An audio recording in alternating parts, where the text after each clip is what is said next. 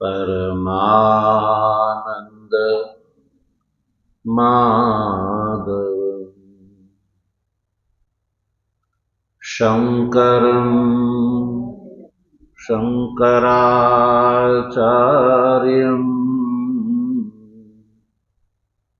केशवं बादरायणं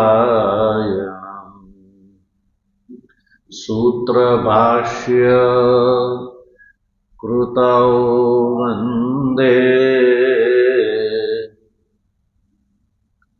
भगवन्तौ पुनः पुनः। ईश्वरो गुरुरात्मेति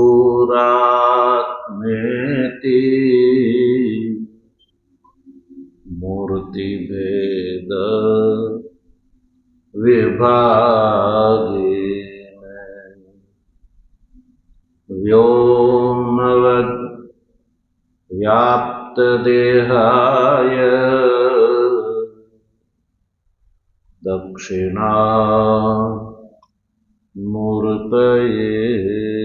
नमः। ओम शांति शांति शांति।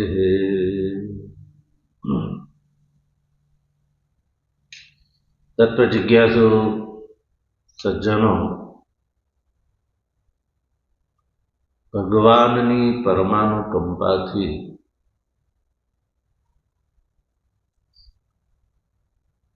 શ્રીમદ ભગવદ ગીતાના પુરુષોત્તમ યોગ નામના 15મા અધ્યાયના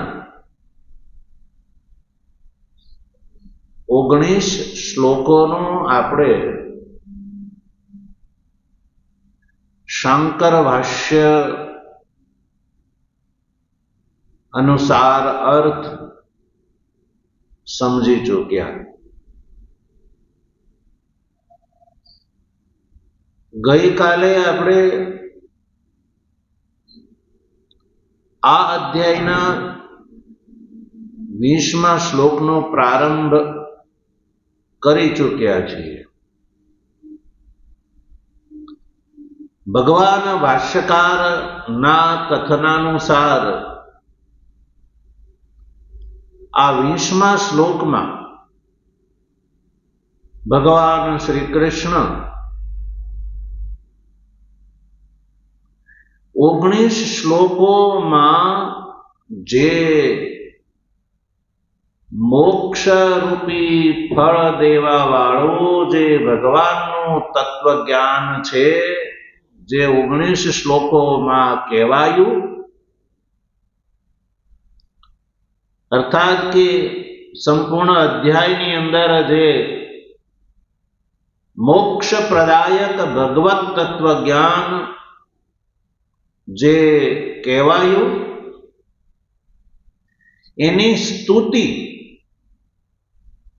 આ 20મા શ્લોકમાં ભગવાન શ્રી કૃષ્ણ કરે છે. એટલે તમને કોઈ પૂછે 20મા શ્લોકમાં ભગવાને શું કહ્યું, એ ખ્યાલ હોવો જોઈએ કે સ્તુતિ કરી છે. શું કર્યું? 20મા શ્લોકમાં ભગવાન સ્તુતિ કરી રહ્યા છે. કોની સ્તુતિ કરી રહ્યા છે?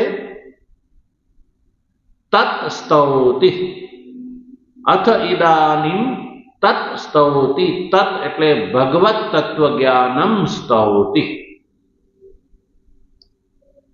કયા ભગવત તત્વ જ્ઞાનની? તો કયો? અસ્મિન અધ્યાયે ભગવત તત્વ જ્ઞાનમ મોક્ષ ફલમ ઉક્ત્વા. ભગવાન શ્રી કૃષ્ણએ આ અધ્યાયની અંદર અર્જુનને જે આત્માનું સ્વરૂપ બતાવ્યું, જેનાથી આ જીવ બ્રહ્મ ભાવાપન્ન થઈ જાય છે, મુક્ત થઈ જાય છે, મોક્ષનો ભાગીદાર થઈ જાય છે, મોક્ષને પ્રાપ્ત કરી લે છે. એવા તત્વજ્ઞાનનું ભગવાને 19 શ્લોક સુધીમાં વર્ણન કર્યો છે. એ તત્વજ્ઞાન છે, એ તત્વજ્ઞાનની સ્તુતિ કરે છે 20મા શ્લોકમાં. તમે કહેશો કે શા માટે સ્તુતિ કરે છે? સ્તુતિની શું જરૂર છે? તો ભાઈ, સ્તુતિ એટલા માટે કરવામાં આવે છે કે મનુષ્ય પ્રેરિત થાય. આત્મતત્વ જ્ઞાન પ્રાપ્ત કરવા માટે મનુષ્ય પ્રેરિત થાય એટલા માટે. યા એ વિશે અન્યની જિજ્ઞાસા વધે. લોકમાં એ વાત જોવા મળે છે કે જે પદાર્થની સ્તુતિ કરવામાં આવે છે, પ્રશંસા કરવામાં આવે છે, તો લોકોમાં એ પદાર્થને લેવાની પડાપડી થાય છે. લોકોને એ વાત સમજાય ગઈ કે આ પદાર્થ, આ વસ્તુ આપણા માટે બહુ મહત્વપૂર્ણ છે, આવશ્યક છે, લાભદાયક છે,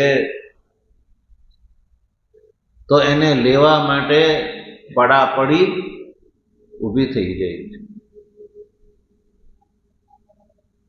એ સ્તુતિનું પરિણામ છે. પદાર્થ 100% સોનાનો હોય, પણ જો સ્તુતિ દ્વારા લોકોને એ પદાર્થનો પરિચય કરાવવામાં ન આવે તો એ 100% સોના જેવો એ પદાર્થ ઉત્તમ કોટીનો હોય ને તોય એને કોઈ પૂછતું નથી. એવું આ લોકોનું છે. લોકોને જ્યાં સુધી કોઈ વસ્તુમાં લાભ ન દેખાય ને ત્યાં સુધી લોકોની લેવા માટે પ્રવૃત્તિ નથી થતી. પેલું એક દ્રષ્ટાંત ન થતો, લાલો લાભ વગર લોટે નહીં. લાભ હોય તો જ લોટે, એ ડોશીમાને ખબર. દ્રષ્ટાંત સાંભળ્યું? બોલો તો. એકવાર એક ગામમાં એક માજી રહેતા હતા અને એને એક નાનો છોકરો હશે એની કોઈ રીતે. તો હવે એને એક કોઈ કામ માટે માજીએ બજારમાં મોકલ્યો. એ લાલો બજારમાં જઈ રહ્યો હતો તો એના ધ્યાનમાં આવ્યું કે રસ્તામાં એક જગ્યાએ 1 રૂપિયો પડ્યો જોયો. હવે ચારે બાજુ ઓટલા પર લોકો બેઠેલા હતા. ઓટલા ઘસવા વાળા હોય કે નહીં બજારમાં? તમને ખબર, મિરર પોલિશ કરના વારા કરે, ખાલી જગ્યા ન મળે તમારે બેસવું હોય તો. એ લોકોને બેઠેલા જોયા. છોકરાએ વિચાર કર્યો કે આ રૂપિયો હું જો વાંકો વળીને લઈશ તો આ બીજા લોકો જોઈ જશે અને તરત આવશે કે અરે તે શું જ હાથમાં લીધું, અને એ એમ કહેશે કે મારું છે એમ કરીને લઈ જશે. એટલે લાલાને એમ થયું કે કોઈને ખબર પડવી જોઈએ નહીં કે મેં આ રૂપિયો ઉઠાવી લીધો છે એમ. એટલે લાલાએ યુક્તિ કરી. જેમ કોઈને હિસ્ટીરિયાનો રોગ હોય ને કેમ અચાનક પડી જાય, એવી રીતે આ જે લાલો હતો એ રૂપિયા ઉપર પડી ગયો અને આળોટવા લાગ્યો. લોટવા લાગ્યો એટલે આળોટવા લાગ્યો. આળોટતા હાથને ફાંફા મારતા એને હાથમાં રૂપિયો પકડી લીધો. એટલે કોઈને એમ ખબર ન પડે તો લોકોને એમ થયું કે અરે આ છોકરો તો આળોટતો લાગે, કંઈક થઈ ગયું લાગે છે, કંઈક તકલીફ થઈ ગઈ લાગે છે. કોઈએ જઈને માજીને ખબર આપી કે તમારો લાલો તો લોટે છે બજારમાં. માજીને કાંઈ ફેર પડ્યો. માજી કહેવા લાગ્યા કે મારો લાલો લાભ વગર લોટે નહીં, જરૂર કંઈક એને લાભ મળ્યો હશે તો જ એ લોટે, અન્યથા જો માજીને પૂરેપૂરો વિશ્વાસ. એટલે આ મનુષ્ય જે છે એનું પણ વ્યવહારમાં અને પરમાર્થમાં બેઉમાં એવું છે. વ્યવહારનો લાભ લેવો હોય તો પણ જો પદાર્થને ઓળખવામાં ન આવે ને તોય મનુષ્ય વ્યવહારિક લાભ લઈ નથી શકતો. એટલે તમે જુઓ ને, વ્યવહાર માટે આવશ્યક પદાર્થોની એના જે ઉત્પાદકો હોય એ જે મહિમા એ વસ્તુ યા પદાર્થની અંદર ન હોય એના કરતા અનેક ગણી વધારે બતાવે ને. એડવર્ટાઇઝથી, જાહેરાતથી, વિજ્ઞપ્તિથી. તો ઘણા લોકો તો એવા હોય કે એની પદાર્થની કોઈ જરૂર ન હોય છતાં પણ સ્તુતિ પ્રશંસા એટલે એડવર્ટાઇઝમેન્ટથી એ પ્રેરાઈને એ વસ્તુને ખરીદીને ઘરે લાવે અને રાખી મૂકે કે બહુ સારી છે એમ કરી. આ સ્તુતિ પ્રશંસાનું ફળ છે. તો પછી આ જે પારમાર્થિક લાભ છે, આત્મતત્વ જ્ઞાનનો જે લાભ છે, એ તરફે તો મનુષ્યનું ધ્યાન જ નથી. વ્યવહારમાં આ જીવ એટલો બધો પડ્યો પાથર્યો રહે છે કે એને આ મનુષ્ય જન્મની અંદર આવો આત્મતત્વ જ્ઞાનનો પારમાર્થિક લાભ લેવાનો છે એ તરફ આ મનુષ્યનું ધ્યાન જ નથી જતું. એટલે મનુષ્યનું ધ્યાન જાય, મનુષ્ય આત્મતત્વ જ્ઞાન માટે પ્રયત્ન કરે, લાલાયિત થાય, જાગે, ઉઠે. એ માટે પારમાર્થિક લાભ જે છે એની પણ શાસ્ત્રોમાં સ્તુતિ જોવા મળે છે. અને એ જ પ્રક્રિયા અનુસાર ભગવાન શ્રી કૃષ્ણએ આ અધ્યાયની અંદર જે મોક્ષરૂપી ફળ પ્રદાન કરવા વાળું જે ભગવત તત્વજ્ઞાન છે એ 19 શ્લોકોમાં બતાવ્યું. અને આ 20મા શ્લોકમાં એ ભગવત તત્વજ્ઞાનની બહુ ભારી સ્તુતિ કરે છે, જેથી કરીને મનુષ્ય આ તત્વજ્ઞાન લેવા માટે પ્રવૃત્ત થાય, એના મનમાં જિજ્ઞાસા થાય કે મારે પણ આ મોક્ષ ફલક ભગવત તત્વજ્ઞાન પ્રાપ્ત કરવું છે. એટલે આ 20મા શ્લોકમાં ભગવાન શ્રી કૃષ્ણ સ્તુતિ કરે છે એવું ભગવાન ભાષ્યકાર કહે છે. કારણ કે ભગવાન ભાષ્યકાર એ ભગવાન શ્રી કૃષ્ણના ઉદ્દેશને સમજ્યા છે કે ભગવાન શ્રી કૃષ્ણ 20મા શ્લોકમાં શું કહેવા માંગે છે એ વાત ભગવાન ભાષ્યકાર જાણે છે.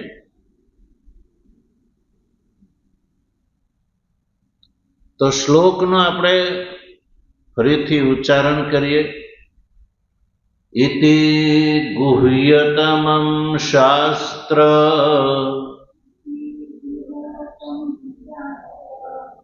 મેદમુક્તમ મયા નઘ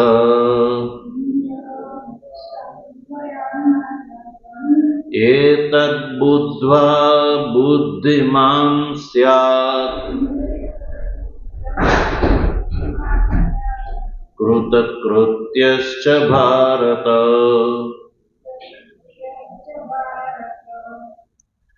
તો ભગવાન આ શ્લોકમાં આત્મતત્વ જ્ઞાનની સ્તુતિ કરી રહ્યા છે એવું ભગવાન ભાષ્યકાર કહે છે. તો આપણે શ્લોકમાં જોઈએ ભાષ્યના માધ્યમથી, એટલે આપણને ખબર પડશે કે ભગવાને આત્મતત્વ જ્ઞાનની આ શ્લોકમાં શું સ્તુતિ કરી છે. એટલે સૌથી પહેલા તો આપણે આ જે શ્લોક છે એ શ્લોકનો સંધિ વિગ્રહ કરી ચૂક્યા. સંધિ વિગ્રહ એ કરી ચૂક્યા અને સંધિ વિગ્રહ કર્યા પછી શ્લોકાર્થ સમજવા માટે શ્લોકસ્થ પદોને વાક્યક્રમમાં ગોઠવવાના હોય છે.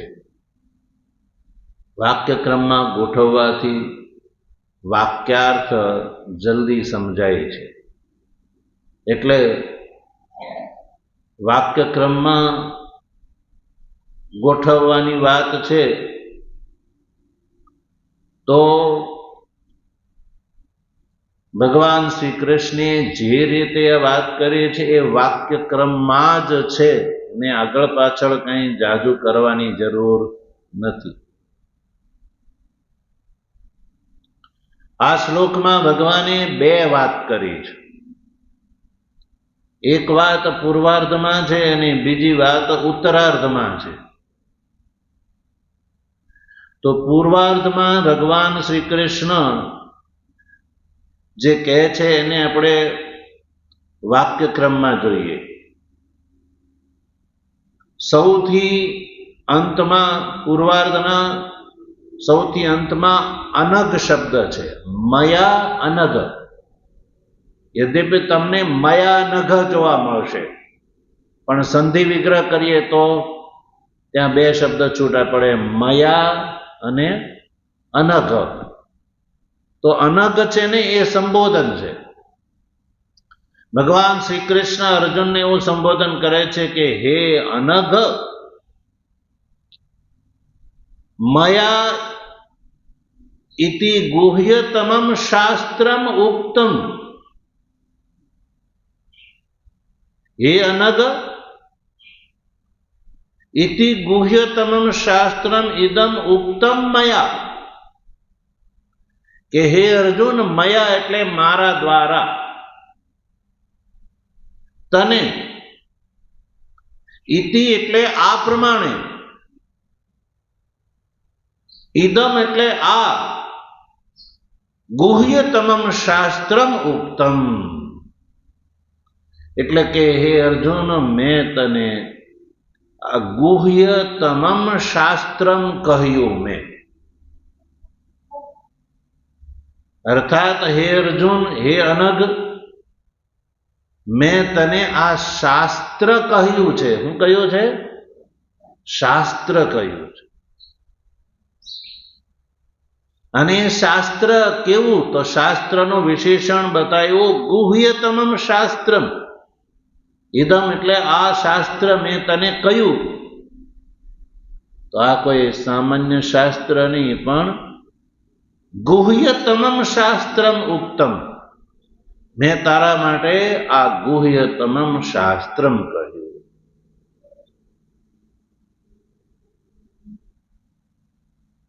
ગુહ્યતમમ નો અર્થ છે ગુહ્ય પદાર્થમાં જેનાથી વધારે બીજું કોઈ ગુહ્ય બાકી રહેતું નથી, એને કહેવામાં આવે ગુહ્યતમમ. ગુહ્ય શબ્દનો અર્થ છે ગૂઢ, રહસ્ય. સામાન્ય બધા જેના અધિકારી ન હોય એવું ગુહ્ય. એટલે કે ગહન, એટલે કે ઊંડું, એટલે કે રહસ્ય. ગુહ્ય શબ્દના આવા સામાન્ય અર્થ થાય છે. તમ પ્રત્યય લાગ્યો એટલે એનો અર્થ એવો છે કે ગુહ્યમાં ગુહ્ય, રહસ્યોમાં રહસ્ય, ગૂઢમાં ગૂઢ, જેનાથી વધારે બીજું કોઈ ગૂઢ ન હોય, ગોપ્ય ન હોય, રહસ્ય ન હોય, એવું મેં તને કહ્યું કે જે બધાને કહેવા યોગ્ય ન હોય એને પણ ગુહ્ય કહેવામાં આવે છે. એક હોય છે સામાન્ય અને એક હોય છે વિશેષ. તો સામાન્ય જે છે એ તો બધાને પ્રાપ્ત હોય છે, વિશેષ છે ને એ બધાને પ્રાપ્ત હોતું નથી. એટલે ગુહ્યનો અર્થ છે ગોપ્યતમમ અત્યંત રહસ્યમ. જો ગુહ્યોમાં 3 કોટી હોય છે અને આ જે ભગવાન કહી રહ્યા છે એ તૃતીય કોટીનું ગુહ્ય કહી રહ્યા છે. જો સામાન્ય પહેલી કક્ષાનું જે ગુહ્ય હોય ને એને ગુહ્ય શબ્દથી કહેવામાં આવે છે, ગુહ્ય, ગોપ્ય કહેવાય. બીજી કોટીનું હોય એને ગુહ્યતર કહેવામાં આવે, એટલે મધ્યમ ગુહ્યતર. અને જે તૃતીય કોટી એટલે કે જેનાથી વધારે બીજું કોઈ ગુહ્ય ન હોય એને ગુહ્યતમમ કહેવામાં આવે. તો યાદ રાખો, ગુહ્યની 3 કોટી થઈ. એક તો સામાન્ય ગુહ્ય, બીજું મધ્યમ ગુહ્યતર, જેના માટે ગુહ્યતર શબ્દનો પ્રયોગ કરવામાં આવે, અને તૃતીય કોટી એટલે કે જેનાથી વધારે કોઈ ગુહ્ય ન હોય એના માટે ગુહ્યતમમ એવા શબ્દનો પ્રયોગ આપણે ત્યાં શાસ્ત્રોમાં જોવા મળે છે. તો શાસ્ત્રની અંદર 3 અર્થ જે જોવા મળે છે, એક ગુહ્ય, એક ગુહ્યતર અને એક ગુહ્યતમમ. તો શાસ્ત્રમાં જે સાધન રૂપથી જેનું વર્ણન છે જેને કર્મ તત્વ કહેવામાં આવે છે, કર્મ તત્વ. કર્મ તત્વ જે છે ને એ ગુહ્ય છે. શું છે? ગુહ્ય છે. પછી બીજું તત્વ જોવા મળે છે ઉપાસના તત્વ. તો ઉપાસના તત્વ છે ને એ ગુહ્યતર છે.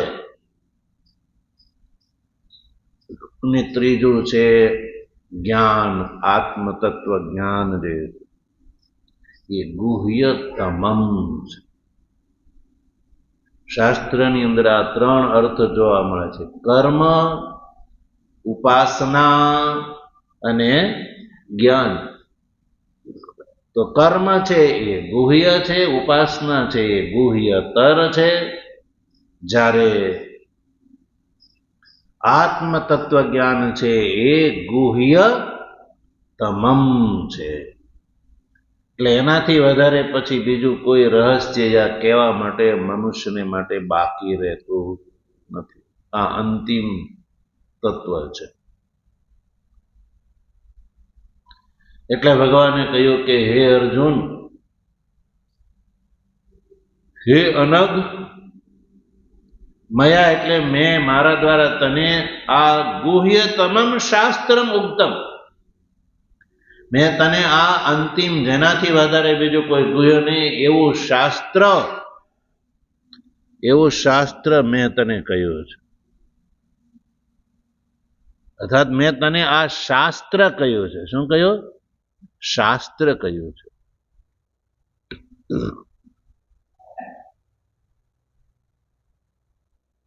એટલે કે આ અધ્યાયની અંદર મેં જે તને કહ્યું એ મેં તને શાસ્ત્ર કહ્યું છે.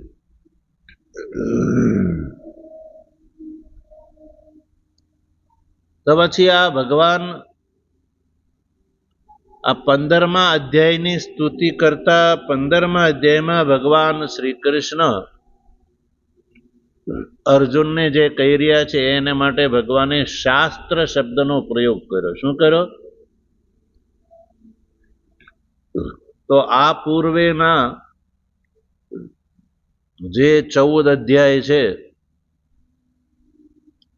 પહેલા અધ્યાયની ભૂમિકાના અધ્યાયને કાઢી નાખો તો બીજા અધ્યાયના 11મા શ્લોકથી ભગવાને ગીતાના ઉપદેશનો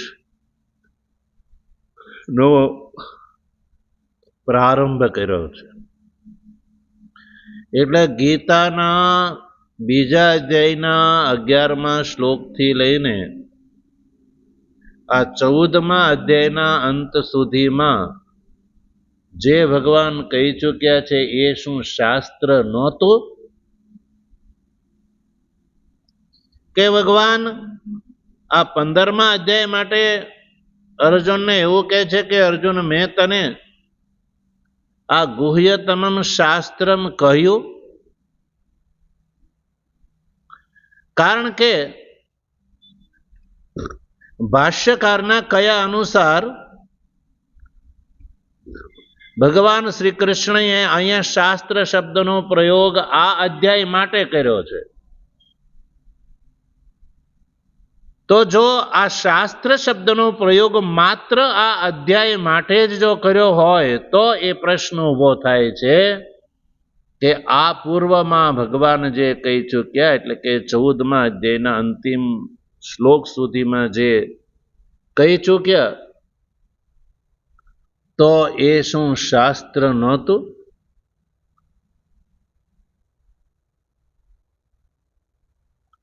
તો ભાઈ, શાસ્ત્ર તો સંપૂર્ણ ગીતા શાસ્ત્ર છે,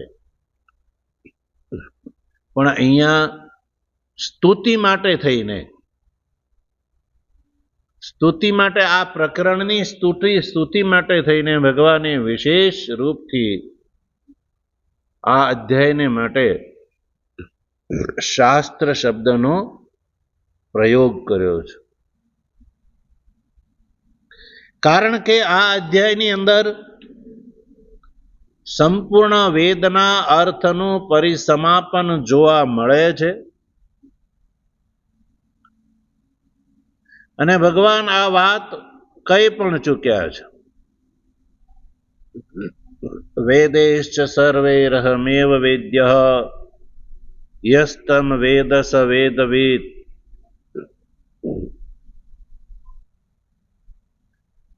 આ વસ્તુને જોતા સર્વશ્ચ વેદાર્થ ઇહ પરિસમાપ્યત સમાપ્ત. સંપૂર્ણ વેદનો અર્થ જે છે એ આત્માનું પારમાર્થિક સ્વરૂપનું પ્રતિપાદન છે. આત્માના પારમાર્થિક સ્વરૂપનું પ્રતિપાદન કરવામાં જ વેદની પરિસમાપ્તિ થયેલી જોવા મળે છે. એટલા માટે ભગવાન શ્રી કૃષ્ણએ આ અધ્યાયની અંદર પોતાના પારમાર્થિક સ્વરૂપનું, પુરુષોત્તમ સ્વરૂપનું વર્ણન કર્યું છે. એટલા માટે આ અધ્યાયને માટે ભગવાને શાસ્ત્ર શબ્દનો પ્રયોગ કર્યો, તો એમાં જરાય ખોટું નથી. એટલે આ શ્લોકના પૂર્વાર્ધમાં ભગવાન શ્રી કૃષ્ણે અર્જુનને કહ્યું કે હે અનઘ, મેં તને આ ગુહ્યતમમ શાસ્ત્ર કહ્યું. હવે એની ઉત્તરાર્ધમાં સ્તુતિ કરે છે. શું કહે છે? જો કહે છે કે એતદ બુદ્ધ્વા બુદ્ધિમાન સ્યાત કૃતકૃત્યશ્ચ ભારત. ઉત્તરાર્ધમાં પણ અર્જુનને માટે એક સંબોધનનો પ્રયોગ કરે છે, ભારત. પહેલા અર્જુનના માટે ભગવાન શ્રી કૃષ્ણએ અનગ શબ્દનો પ્રયોગ કર્યો. કહ્યું કે હે અનગ, મેં તને આ ગુહ્યતમમ શાસ્ત્ર તારી સામે કહ્યું. પછી બીજી વાત કરી કે હે ભારત, એતદ બુદ્ધ્વા બુદ્ધિમાન સ્યાત. એતદ બુદ્ધ્વા એટલે આને જાણીને, આ અધ્યાયમાં મેં જે તને રહસ્ય બતાવ્યું, તત્વજ્ઞાન બતાવ્યું, એ તત્વજ્ઞાન આત્માનું પારમાર્થિક સ્વરૂપ મેં જે તને બતાવ્યું, એતદ બુદ્ધ્વા, આ તત્વજ્ઞાનને જે જાણી લે છે, બુધવા એટલે કે જે જાણે છે, આ અર્થને જે જાણે છે, ભગવાનના પારમાર્થિક સ્વરૂપને જે જાણે છે, કે જે ભગવાનનું પારમાર્થિક સ્વરૂપ આ ક્ષર અને અક્ષરથી રહિત છે અને સર્વાત્મ રૂપ છે, આવા સ્વરૂપને બુધવા એટલે જે જાણી લે છે તો એ બુદ્ધિમાન સ્યાદ, એ જ બુદ્ધિમાન થઈ જાય છે. શું થઈ જાય છે? બુદ્ધિમાન થઈ જાય છે. આ અધ્યાયની અંદર ભગવાનનું જે પારમાર્થિક આત્માનું જે પારમાર્થિક સ્વરૂપ બતાવ્યું, એ જે જાણી લે છે એ બુદ્ધિમાન થઈ જાય છે. તો પ્રશ્ન ઉભો થાય કે આ લોકમાં શું જ્ઞાની એ જ બુદ્ધિમાન થયો ને એ સિવાયના બધા કેવા થયા કહેવાય? બુદ્ધિમાન ન કહેવાય, અજ્ઞાની કહેવાય. શું કહેવાય? બુદ્ધિમાન એટલે એ જ જ્ઞાની કહેવાય, બીજા બધા અજ્ઞાની કહેવાય. સંસારમાં ભલે ને ગમે એટલા આગળ વધેલા હોય, વ્યવહારમાં ભલે ને ગમે એટલા આગળ વધેલા હોય, આખા સંસારને જાણતા હોય, બધું જાણતા હોય, બીજી બધી વિદ્યા જાણતા હોય, ભગવાન શ્રી કૃષ્ણના કહેવા પ્રમાણે એ બુદ્ધિમાન નથી. દુનિયાભરની વિદ્યા જાણતા હોય છતાં એ સાચા અર્થમાં બુદ્ધિમાન નથી. દુનિયાનું બધું જાણતા હોય પણ એને પૂછવામાં આવે કે તું કોણ છો, તો ટાઈ ટાઈ ફીસ થઈ જાય, કઈ ખબર. તો એ મૂર્ખ ન કહેવાય, અજ્ઞાની ન કહેવાય, એ બુદ્ધુ ન કહેવાય. જે પોતે પોતાને ન જાણતો હોય અને આખી દુનિયાને ભલાને જાણતો હોય, પણ એ શું કહેવાય? એ મૂર્ખ કહેવાય, અજ્ઞાની કહેવાય, મૂઢ કહેવાય, પામર કહેવાય. એટલે છાંદોગ્ય ઉપનિષદના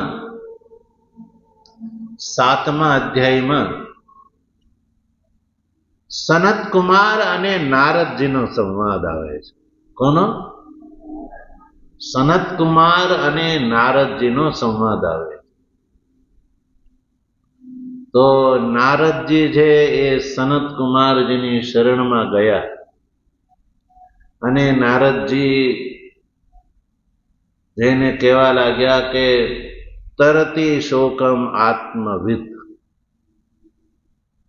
કહે છે કે મેં એવું સાંભળ્યું છે કે આત્મજ્ઞાની છે એ શોક મોહ રૂપ સંસારથી પાર થઈ જાય છે અને આત્મ તત્વ જ્ઞાનીને પછી કાંઈ કરવાનું બાકી રહેતું નથી. તો નારદજી કે મારે એવી સ્થિતિ પ્રાપ્ત કરવી છે, મારે એવું આત્મ તત્વ જ્ઞાન મેળવવું છે કે જે પ્રાપ્ત થયા પછી કોઈ કર્તવ્ય બાકી નથી રહેતું, કોઈ જાણવાનું બાકી નથી રહેતું, જીવતા મુક્ત થવાય છે. એવું આત્મ તત્વ જ્ઞાન તમે મને આપો. તો સનત કુમારજી કહેવા લાગ્યા કે હું તમને આપું, પણ તમે કંઈક તો જાણતા હશો કે નહીં? જે જાણતા હોય એ બતાવો. તો પછી કદાચ એ તમારું જાણવું આ આત્મતત્વ જ્ઞાનમાં ઉપયોગી હોય તો એટલું મારે કહેવું ઓછું. હું પછી તમને એનાથી આગળ બતાવું. દાખલા તરીકે તમે સ્કૂલ ચલાવતા હોય ને કોઈ છોકરો દાખલો લેવા આવે કે મારે તમારી સ્કૂલમાં દાખલો લેવો, તો તમે સીધો થોડો દાખલો આપી દેશો. તમે પૂછો કે ભાઈ તારે કઈ કક્ષામાં દાખલો લેવો છે, તું કેટલું ભણેલો છો એ તો બતાવે. જો 8મી સુધી ભણેલો હોય તો તને 9મી કક્ષામાં દાખલો મળે, અને કાંઈ ન ભણેલો હોય તો પહેલી કક્ષામાં દાખલો મળે, 12મી ભણી ચૂક્યો હોય તો કોલેજમાં દાખલો મળે. એવી રીતે હે નારદજી, તમે કંઈ જાણતા હોય તો એ બતાવો, પછી હું તમને એનાથી આગળ જે બાકી રહે છે એ બતાવું. એટલે નારદજીએ પોતે આ લોકની અંદર જેટલી વિદ્યાઓ છે ને એ બધી વિદ્યાઓના નામ લીધા કે આ બધી વિદ્યા હું જાણું છું. સંસારમાં જેટલી વિદ્યાઓ પ્રસિદ્ધ છે એ બધી વિદ્યાઓ હું જાણું છું કે પણ છતાંય મારો શોક ગયો નહીં. એનાથી એક વાત સિદ્ધ થાય છે કે દુનિયાભરની વિદ્યાનો જાણકાર કોઈ હોય તો એનાથી મનુષ્ય મુક્ત થઈ શકતો નથી. એટલે નારદ તો સનત કુમારજીએ કહ્યું કે આ બધી વિદ્યા જે છે એ કેવળ નામ માત્ર છે, વાસ્તવિક નથી. વાસ્તવિક તત્વજ્ઞાનને પ્રાપ્ત કરવા વાળી નથી. એ સાધન હોઈ શકે પણ સાધ્ય નહીં. એમાંથી કર્મ ઉપાસના વિદ્યા હોય તે સાધન બની શકે છે. એટલે આ જે જ્ઞાન છે તત્વજ્ઞાન જ્યાં સુધી ન થાય તો મનુષ્ય અજ્ઞાની, મૂર્ખ અને મૂઢ જ કહેવાય છે. લોકમાં ભલે ને એ બીજા કોઈ ક્ષેત્રમાં વિદ્વાન જ્ઞાની કહેવાતો હોય, પણ જ્યાં સુધી આત્મ તત્વ જ્ઞાન પ્રાપ્ત જીવે ન કર્યું હોય ત્યાં સુધી જે છે એ આ જીવ અજ્ઞાની જ ગણાય છે સજ્જનો. એટલે ભગવાન શ્રી કૃષ્ણે કહ્યું કે હે અર્જુન, એતદ બુદ્ધ્વા બુદ્ધિમાન સ્યાદ, આ આત્મ તત્વને જાણે છે એ જ બુદ્ધિમાન કહેવાય છે. એ બુદ્ધિમાન છે, એ સિવાયના બીજા બધા મૂર્ખ છે, અજ્ઞાની છે. તો આ બહુ મોટી સ્તુતિ કહેવાય કે નહીં? બોલો, આત્મ તત્વ જ્ઞાનની આ બહુ ભારી સ્તુતિ કહેવાય કે જે આત્મ તત્વ જ્ઞાની થાય છે એ જ સંસારમાં બુદ્ધિમાન કહેવાય છે. એ સિવાયના બીજા બધા અજ્ઞાની. એટલે એને જ્ઞાન લેવા માટે પ્રયત્ન કરવો જોઈએ. તો અજ્ઞાન ને દૂર કરવો હોય તો મનુષ્ય શું કરવો જોઈએ? જ્ઞાન માટે પ્રયત્ન, સાધન પરાયણ મનુષ્ય થવું જોઈએ. હવે જો બીજી વાત, એક તો આત્મ તત્વ જ્ઞાનને જાણવા વાળો જ વસ્તુતઃ બુદ્ધિમાન કહેવાય છે. એ એટલું જ નહીં, કૃત કૃત્યશ્ચ, ભગવાન કહે છે કે હે અર્જુન, એ જ સંસારમાં કૃતકૃત્ય છે. કૃતકૃત્ય કોને કહેવામાં આવે? કૃત્યમ કૃતઃ. કૃત્યમ એટલે કરવા યોગ્ય. એટલે કે આ મનુષ્ય શરીર પ્રાપ્ત કરીને જે કરવા યોગ્ય, કે જે લાભ લેવા યોગ્ય છે એ કૃતમ, એ લાભ એને લઈ લીધો. હવે પછી એને બીજો કોઈ લાભ લેવાનો બાકી રહેતો નથી. એને કૃતકૃત્ય કહેવામાં આવે છે. પ્રાપ્ય કહેવામાં આવે છે. જે આ મનુષ્ય જન્મમાં પ્રાપ્ત કરવા યોગ્ય છે એ જેને પ્રાપ્ત કરી લીધું, પછી એના માટે કોઈ કાર્ય શેષ રહેતું નથી. જેમ 70-80 વર્ષની અવસ્થાવાળા મનુષ્યને તમે પૂછો કે તમારે કઈ સંસારમાં લેવાનું બાકી રહે છે? તો કે ના, હવે મેં તો બધું કરી લીધું. જે ધંધો કરવાનો હતો, જે લેવાનું હતું, જે છોકરાઓને ભણાવવા પહોંચાડવાના હતા એ બધું હવે કરી લીધું. સંસારનો જે લાભ લેવાનો હતો એ બધો લઈ લીધો. એટલે હવે ભગવાન ઉઠાવી લે તો કાંઈ બાકી રહે નહીં.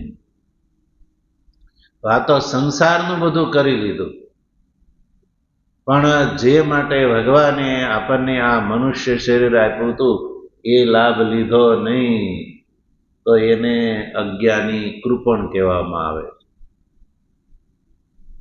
યો વા એતદ અક્ષરમ ગાર્ગ્ય અવિદિત્વા અસ્માત લોકાત પ્રેતિ સ કૃપણઃ. યાજ્ઞવલ્ક્યજી ગાર્ગીને કહે છે કે હે ગાર્ગી, આ જે અક્ષર અવિનાશી પરમાત્મા જે છે, આ અધ્યાયના સંદર્ભમાં ગણીએ તો ક્ષર અક્ષર પુરુષથી જે ઉત્તમ પુરુષ જે પરમાત્મા છે એ પરમાત્માને પોતાના સ્વરૂપથી અભિન્ન રૂપથી જાણ્યા વગર જે મનુષ્ય મૃત્યુ પામે છે એના જેવો સંસારમાં બીજો કોઈ કૃપણ નથી.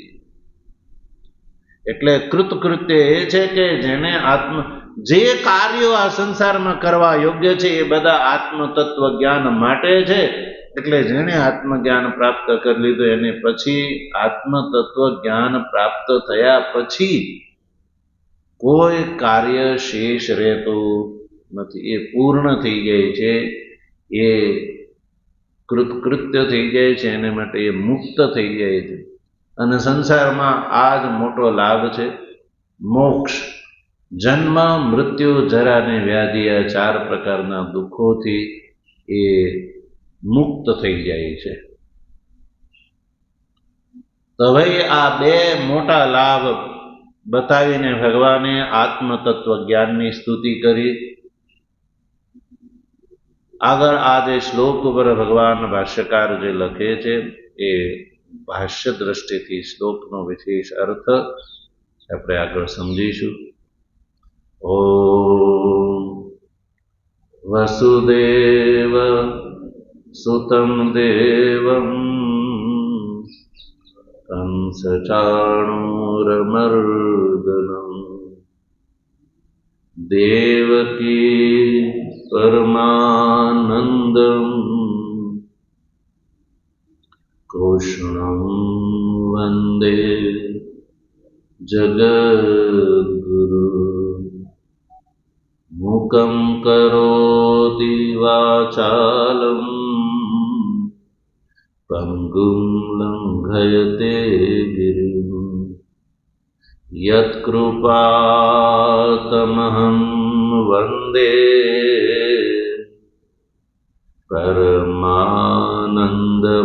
પરમાનંદમાધવં. શંકરં શંકરાચાર્યં કેશવં બાદરાયણં સૂત્રભાષ્યકૃતૌ વંદે ભગવन्तૌ પુનઃ પુનઃ. ઈશ્વરો ગુરુરાત્મેતિ મૂર્તિભેદ વિભાગિને વ્યોમવદ્વ્યાપ્તદેહાય દક્ષિણામૂર્તયે નમઃ. ઓમ શાંતિ શાંતિ શાંતિ. સદ્ગુરુદેવ